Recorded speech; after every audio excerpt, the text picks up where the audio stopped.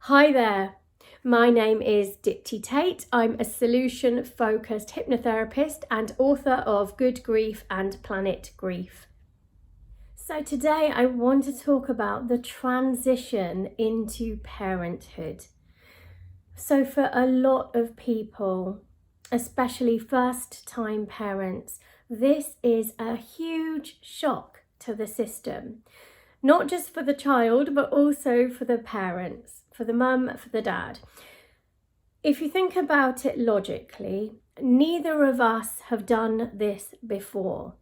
The baby has never been a baby before, so it's kind of learning its environment. The parents have never been parents before, so they are also learning their environment.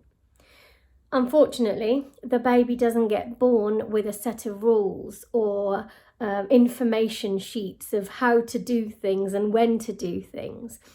Yes, we have so much information at our fingertips, online, in books, on TV programs, well-meaning parents who have done it before, blogs. I mean, there's a lot of information out there on parenting.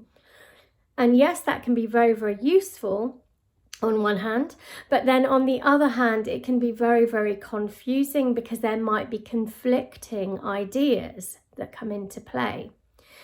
So my advice to a new parent is always about taking things back to basics. Thinking about this as a new skill. It's something that you've never ever done before and never had first-hand experience of. So treat it as a new skill, like you would if you were learning anything from scratch. It's almost like you start at the basics, at the foundation, and literally work your way up. As you learn more, you get more information. And as you do this in a very practical and methodical way, this will definitely help with any feelings of emotional overwhelm. Now, the challenge is when we make the assumption that, okay, now we're parents, well, we must have to know what to do immediately and instinctively. But really, that's not the case.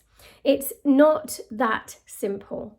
So to deal with emotional overwhelm, really, it's about finding your way back into logic, finding your way back into rational thinking, and applying that logical, rational mind to an emotional scenario will always mean that you have good emotional intelligence to deal with whatever you come up against.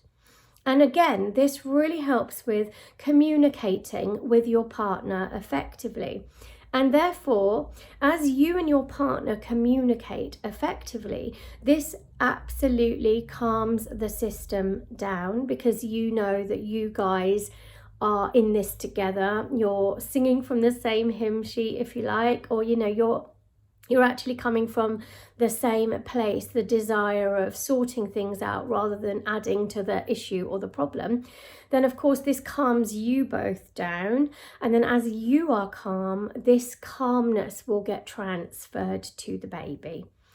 And it's about recognizing that it's about knowing you don't have to know all the answers, actually, that it's okay to experiment at this time. It's okay to learn. It's okay to get information. And as you get more and more information, as you learn more and more, then you're much more likely to stay in control, especially at times where it feels emotionally overwhelming and stressful and anxiety inducing. Now, the baby crying is often an alarm bell inside our own mind. It will trigger the amygdala. And so what happens then is that we then heighten our stress functionality because we are the parent and we feel that we have to sort this out immediately. And unfortunately, the baby crying, it has its own language of its needs, its desires, of its discomfort. And really over time is when you will get to know what the different cries mean. Now, in my book that's coming out in October, Planet Grief, I talk about becoming parents as a grieving process. Now, this sounds a little bit strange how a grieving process can apply to new life, because usually we talk about grief in death. And it's about recognizing that we all grieve when something changes in our lives and when something significant has been changed or lost. Now, in the case of parenthood, what has been lost is your agency, your sense of complete independence, because now you are fully responsible for this little tiny bundle. And therefore, at some level, there will come an absence of what you've lost or what you have given up. And in a way, what you're doing there is acknowledging that you're in a grieving process as you get used to this new way of life. And part of that grieving process can be denial and shock. And that's why we find sometimes that we'll go into a period of depression because we don't really know how to handle a situation, or we don't know who we are anymore. We've lost that sense of identity. So it's about recognizing all of this and managing it appropriately and being kind to ourselves and recognizing that becoming a parent is so huge on so many levels. But also, when we break it down logically, step by step, we remember that it is another skill that we just need to get used to. So quite often we find that through this transition period, as we become more and more equipped and capable at dealing with situations, as we learn to communicate effectively, as we learn to ask the right questions, we will hear the right answers.